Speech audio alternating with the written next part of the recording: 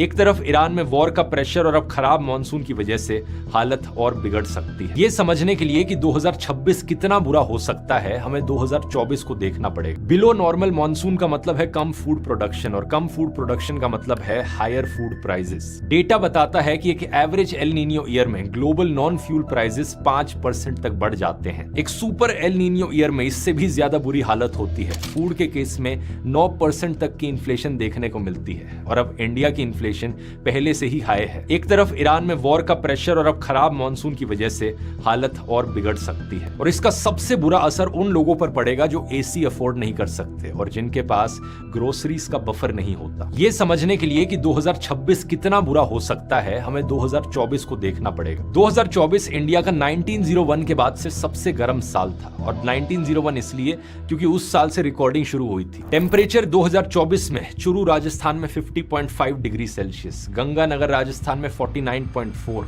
और दिल्ली एनसीआर में 49.1 डिग्री तक पहुंच गया था। अकेले मई 2024 में ही हीट वेव डेज 125% बढ़ गए। और यहीं पर एक और बात आती है जो टीवी और न्यूज चैनल्स अक्सर मिस कर जाते हैं। आमतौर पर लोगों को लगता है कि हीट वेव से दिन में खतरा है, लेकिन हीट वेव सिर्फ दिन में नहीं मारती।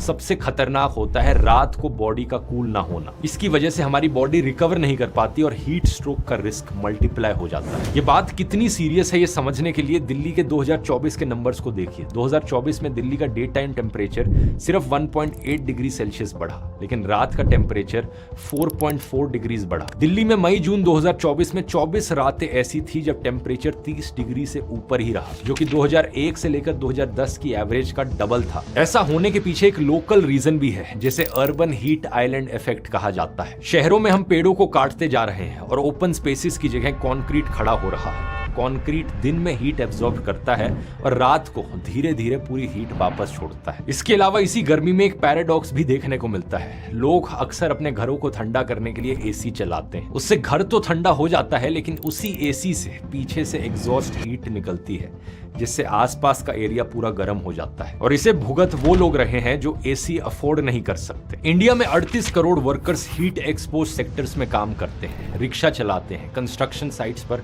पत्थर ढोते हैं, सड़कों पर सामान बेचते हैं, डिलीवरी करते हैं। ये अधिकांश इनफॉर्मल है। इनके पास ना कोई पेड लीव है, ना हेल्थ इंश्योरेंस है, ना कोई लीगल प्रोटेक्शन है। यही लोग इस बढ़ती गर्मी का पूरा बोझ उठाते हैं।